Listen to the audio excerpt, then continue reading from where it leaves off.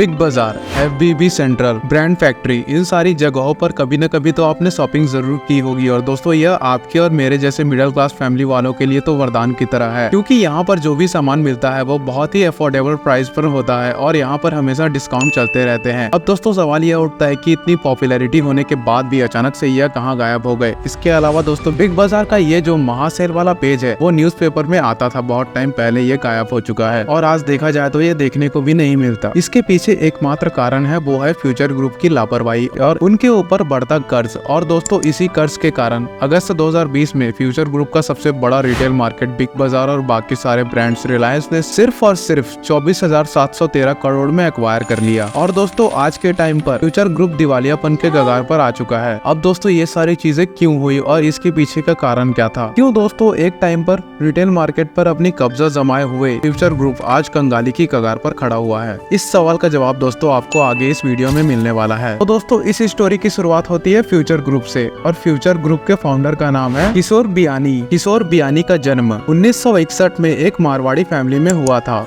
Schooling complete करने के बाद जब वह कॉलेज में आए तो कॉलेज के फाइनल ईयर में उन्होंने अपने फैमिली बिजनेस को ज्वाइन कर लिया। उनका फैमिली बिजनेस सिल्क मिल का था दोस्तों। उनकी मिल का नाम था दोस्तों बंसी सिल्क मिल। इसके अंदर वो सिल्क से कपड़े बनाया करते थे और दोस्तों अलग अलग शहरों में इसे बेचा करते थे बनाकर। दोस्तों उन्होंने अपने फैमिली बिजनेस को ज्वाइन तो कर लिया था लेकिन उसमें उनको कुछ ज्यादा इंटरेस्ट नहीं था और दोस्तों वह कुछ अलग करना चाहते थे। इसीलिए एक दिन वह अपने किसी फ्रेंड से मिले और उन्होंने देखा कि उनका फ्रेंड एक अलग कपड़े का ट्राउजर पहना हुआ था और वो ट्राउजर था दोस्तों स्टोन वॉश फैब्रिक का। तो दोस्तों कपड़े की क्वालिटी और स्पेशलिटी को कैसे पहचानना है ये हुनर तो उनको अपने फैमिली से विरासत में मिला हुआ था। तो दोस्तों वो तुरंत पहचान गए थे कि ये कपड़ा बहुत ही अच्छा है और अगर मैं इसको बल्क में मंगाकर यहाँ बेचता हूँ तो अच्छे खासे पैसे इससे मैं कमा सकता हूँ। तो उन्होंने वही किया दोस्तों और उस कपड़े को उन्होंने बल्क में मंगाया और उसके बाद आसपास में जो भी गारमेंट सेलर थे उनको वो कपड़ा बेच दिया और दोस्तों मात्र 6 महीने के अंदर उनको लाखों रुपए का प्रॉफिट हुआ था। ये उनकी जिंदगी का पहला प्रॉफिट था। इसकी वजह से उनका कॉन्फिडेंस बढ़ा और उनको लगा कि वह इंडिविजुअल बिजनेस भी कर सकते हैं और अपने बिजनेस को बहुत ज्यादा सक्सेसफुल बना सकते हैं। और दोस्तों इसके बाद उन्होंने एक कंपनी की शुरुआत की जिसका नाम रखा WBB, जिसका फुल फॉर्म होता है दोस्तों व्हाइट ब्लू ब्राउन। इसके अंदर दोस्तों वो मेंस ट्राउजर बेचा करते थे और दोस्तों मैं आपको बता दूं कि वो ट्राउजर खुद नहीं बनाया करते थे, वह इन्हें अलग अलग मिल से बनाकर लेते थे और दोस्तों अपने ब्रांड के नाम से मार्केट में बेचा करते थे। दोस्तों उस समय क्या हुआ करता था, जो कि बड़े बड़े ब्रांड थे वो अपने कपड़ों को एग्जीबिशन में रखा करते थे और वहाँ पर दोस्तों उनके कपड़े बहुत ज्यादा बिका करते थे। लेकिन दोस्तों किशोर बियानी के पास इतना ज्यादा पैसा नहीं था कि वो एग्जीबिशन का खर्च अफोर्ड कर सके, तो उन्हें समझ में नहीं आता कि वो करे तो क्या करे। तो दोस्तों उनके दिमाग में एक आइडिया आया कि क्यों ना वो अब एग्जीबिशन के बाहर अपनी शॉप लगाए कपड़ों की और इससे हो सकता है कि लोग उनके पास भी आकर बाहर कपड़े खरीदे। और दोस्तों लकीली ये बहुत ज्यादा सक्सेसफुल साबित भी हुआ, लोगों ने उनके कपड़े बहुत ही ज्यादा पसंद किए। तो दोस्तों यहाँ से शुरू होती है किशोर बियानी की राइजिंग स्टोरी। दोस्तों साल था 1987 का। किशोर बियानी ने एक और ब्रांड बनाया जिसका नाम रखा गया मेंस वियर प्राइवेट लिमिटेड। यह दोस्तों गारमेंट मैन्युफैक्चरिंग कंपनी थी, इससे भी उनको बहुत ज्यादा प्रॉफिट हुआ। दोस्तों आगे चलकर यह ब्रांड पेंटालून नाम से फेमस हुई। तो दोस्तों क्या आप जानते हैं पेंटालून्स का मतलब क्या होता है? पेंटालून्स नाम क्यों रखा गया? देखिए दोस्तों पेंटालून्स नाम इसलिए रखा गया क्योंकि ये जो कंपनी थी वो पतलून बनाया करती थी, तो पतलून से नाम आ गया पेंटालून। क्योंकि दोस्तों आपको पहले बता दिया गया था कि इसकी जो कंपनी है वो मेंस ट्राउजर बेचा करती थी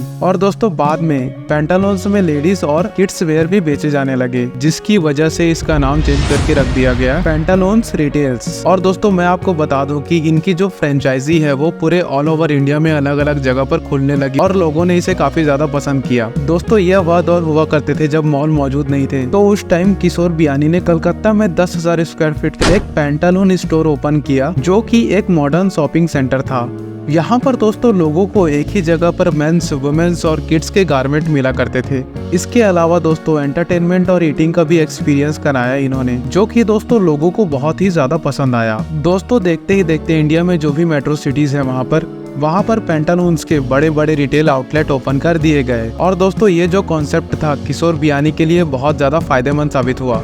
इससे उन्होंने बहुत ही ज्यादा प्रॉफिट भी कमाया। इसके बाद दोस्तों उनके मन में ख्याल आया कि क्यों ना एक ऐसा स्टोर ओपन किया जाए जहां पर लोगों को किराने से लेकर होम अप्लायंसेस तक सारी चीजें उपलब्ध की जाए। और दोस्तों किशोर बियानी इंडियन लोगों की साइकोलॉजी को बहुत अच्छी तरीके से समझते थे। वो समझते थे कि लोगों को अगर कम प्राइस पर अच्छी चीज दी जाए तो दोस्तों वह इसे लेना पसंद करेंगे। तो दोस्तों उसी के बाद शुरुआत हुई थी बिग बाजार की। जहाँ पर दोस्तों लोगों को एक ही छत के नीचे सारी चीजें मिल जाती थी। इनकी प्राइस भी मार्केट से बहुत ही ज्यादा कम हुआ करती थी और दोस्तों बिग बाजार के अंदर अच्छा खासा डिस्काउंट भी मिला करता था। दोस्तों एक वक्त ऐसा भी आया जब पूरे इंडिया के अंदर बिग बाजार का आउटलेट ओपन हो गया था और दोस्तों लोग नॉर्मल दुकानों को छोड़कर बिग बाजार में जाना पसंद किया करते थे क्योंकि वहाँ पर चीजें बहुत ही ज्यादा सस्ती मिला करती थी। तो दोस्तों यह वह टाइम था जब बिग बाजार और पेंटालून्स दोनों रिटेल मार्केट में बहुत ज्यादा सक्सेसफुल हो चुके थे। इसी वजह से दोस्तों किशोर बियानी को किंग ऑफ रिटेल कहा जाने लगा था। तो दोस्तों पेंटालून्स और बिग बाजार की सफलता के बाद उन्होंने पीछे मुड़कर कभी भी नहीं देखा और दोस्तों वो और भी बिजनेस में इन्वेस्ट करने लगे, जैसे कि दोस्तों film making, insurance, real estate, malls, furniture और भी अलग अलग बिजनेस। इसके अलावा दोस्तों उन्होंने बहुत सारे अलग अलग ब्रांड्स को भी एक्वायर करना शुरू कर दिया था। दोस्तों 2007 तक उनका बिजनेस बहुत ही ज़्यादा अच्छा खासा चल रहा था और उसी के बाद दोस्तों एंट्री होती है फ्लिपकार्ट, जिसके कारण लोगों को घर बैठे सामान मिलना शुरू हो गया। और दोस्तों किशोर बियानी कभी ये नहीं चाहते थे कि कोई भी उनके रिटेल मार्केट पर एंट्री करे, चाहे वो ऑनलाइन तरीके से हो या फिर ऑफलाइन तरीके से हो। तो दोस्तों उन्होंने भी एक वेबसाइट बनाई और उस वेबसाइट का नाम था futurebazaar.com। इस वेबसाइट का एकमात्र मकसद था कि लोग अपने घर बैठे बैठे शॉपिंग कर सके। लेकिन दोस्तों मैं आपको बता दूं कि 2007 के टाइम पर ऑनलाइन शॉपिंग का टाइम नहीं था, तो इस पर सेल बहुत कम आया करती थी। तो उनको प्रॉफिट तो नहीं हुआ दोस्तों, लेकिन एक साल के अंतर्गत 350 करोड़ का लॉस जरूर हो गया। दोस्तों उन्होंने ऑनलाइन प्लेटफॉर्म को बंद कर दिया। लेकिन दोस्तों असल में उनका जो डाउनफॉल शुरू हुआ वो हुआ 2008 के ग्लोबल इकोनॉमिक रिसेशन के दौरान, या यूँ कहे तो इसके कारण से। उस समय उन्होंने जो भी कर्जा लेकर अलग अलग बिजनेस या फिर अलग अलग ब्रांड्स में पैसा इन्वेस्ट किया था, उस कर्ज को वो चुका नहीं पा रहे थे और दोस्तों लगातार वो कर्जा बढ़ते जा रहा था। उसके बाद में उनको अपनी कंपनी का डीमर्जर करना पड़ा। मतलब दोस्तों उनके जितने भी ब्रांड्स थे उन सबको 4 ब्रांड्स के अंदर मिलाना पड़ा और वो चारों ब्रांड्स थे पेंटालून, बिग बाजार, फूड बाजार, सेंट्रल। दोस्तों 2012 आते आते फ्यूचर ग्रुप के ऊपर 8000 करोड़ से भी ज्यादा का कर्ज हो चुका था, जिसके कारण से दोस्तों उनको अपनी सबसे सक्सेसफुल कंपनी पेंटालून्स को आदित्य बिरला ग्रुप को 1600 करोड़ में बेचनी पड़ गई थी। दोस्तों 1600 करोड़ रुपए से उनका कर्जा तो थोड़ा बहुत कम हो गया था, लेकिन उन्होंने इस चीज से कोई ज्यादा बड़ा सबक नहीं लिया था। क्योंकि दोस्तों जब भी हम कोई नया बिजनेस शुरू करते हैं या फिर किसी बिजनेस को एक्वायर करते हैं, तो हमारा जो प्रीवियस बिजनेस है उससे जो प्रॉफिट जनरेट होता है उस प्रॉफिट को हम नए बिजनेस में इन्वेस्ट करते हैं। लेकिन दोस्तों किशोर बियानी क्या कर रहे थे, ये अलग अलग जहाँ से वो कर्जा ले रहे थे, नए नए बिजनेस को शुरू कर रहे थे, नए नए बिजनेस में इन्वेस्ट कर रहे थे, जिसकी वजह से इनको बहुत ज्यादा लॉस हो रहा था और दोस्तों इनका कर्जा बढ़ते ही जा रहा था। फिर दोस्तों 2013 में ऑनलाइन बिजनेस का बहुत ज्यादा ट्रेंड आने लगा। उस टाइम मार्केट में काफी ज्यादा प्लेयर्स भी आ गए थे, जैसे की दोस्तों स्नैपडील, फ्लिपकार्ट, बिग बास्केट। तो दोस्तों इन्होंने फिर एक बार सोचा कि ऑनलाइन बिजनेस को ट्राई किया जाए। फिर इन्होंने एक वेबसाइट बनाई जिसका नाम था बिग बाजार डायरेक्ट। इसके अंदर इन्होंने ऐसा कॉन्सेप्ट लाया कि कोई भी इनकी फ्रेंचाइजी ले सकता है और अपने इलाके में सेल कर सकता है और सेल करके अच्छे खासे पैसे कमा सकता है।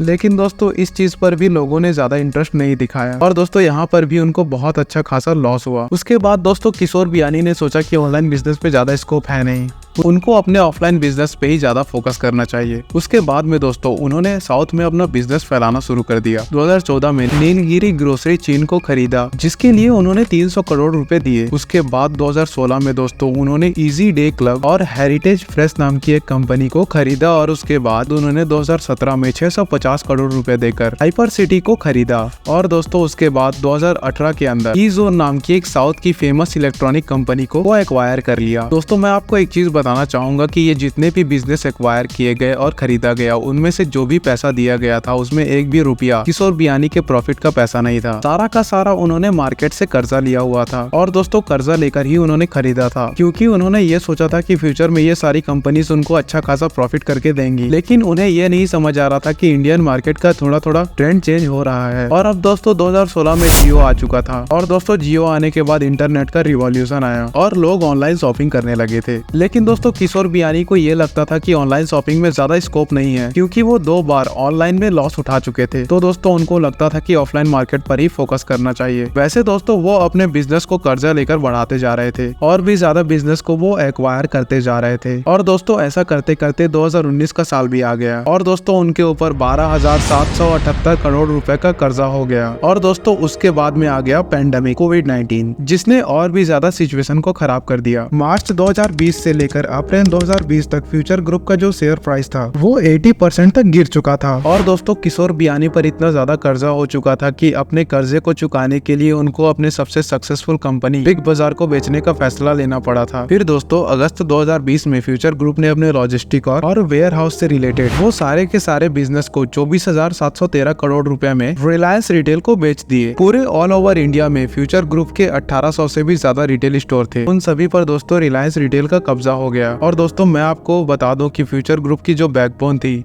मतलब कि दोस्तों जो पहचान थी, बिग बाजार, एफबीबी, सेंट्रल, ये सारे के सारे दोस्तों रिलायंस रिटेल की झोली में जा गिरे और दोस्तों फ्यूचर ग्रुप कंगाल हो चुका था। तो दोस्तों ये सारी कहानी थी फ्यूचर ग्रुप की बर्बादी की। इसके अलावा दोस्तों एक और मामला था जिसकी वजह से फ्यूचर ग्रुप बहुत ही बुरी तरीके से फंस चुका था। तो दोस्तों हुआ कुछ यूँ था कि रिलायंस को अपनी कंपनी बेचने से पहले 2019 में फ्यूचर ग्रुप ने अमेजोन के साथ एक डील की थी और फ्यूचर कूपन्स के 49% शेयर अमेजोन को बेच दिए थे, जिसके लिए अमेजोन ने इनको 1500 करोड़ रुपए दिए थे। और उस डील में ये भी लिखा हुआ था कि फ्यूचर ग्रुप अगर अपने शेयर किसी को भी बेचेगा तो उससे पहले उसे अमेजोन को ये सब चीजें बतानी पड़ेगी। इसके अलावा दोस्तों अमेजोन के कॉम्पिटिटर्स को वो अपने शेयर नहीं बेच सकता, लेकिन दोस्तों फ्यूचर ग्रुप ने ऐसा नहीं किया। उन्होंने रिलायंस रिटेल को अपनी कंपनी बेच दी, जिसकी वजह से अमेजोन को बहुत ज्यादा बुरा लगा। उन्होंने उनके ऊपर केस कर दिया, जिसका जवाब देते हुए फ्यूचर ग्रुप ने कहा कि जो डील हुई थी वो फ्यूचर कूपन्स के साथ हुई थी, ना कि फ्यूचर ग्रुप के साथ। तो उन्होंने कोई भी गलत काम नहीं किया रिलायंस कंपनी को अपनी कंपनी बेचकर। दोस्तों इस मामले पर अभी तक कोई सॉल्यूशन तो नहीं निकला है, लेकिन दोस्तों इस कहानी से हम 3 चीजें जरूर सीख सकते हैं। जैसे जब भी आप अपने बिजनेस को एक्सपैंड करना चाहते हो या किसी बिजनेस को एक्वायर करना चाहते हो, तो सबसे पहले आपको ये देखना चाहिए कि जो एग्जिस्टिंग बिजनेस है वो प्रॉफिटेबल है या नहीं। क्योंकि दोस्तों अगर प्रॉफिट नहीं होगा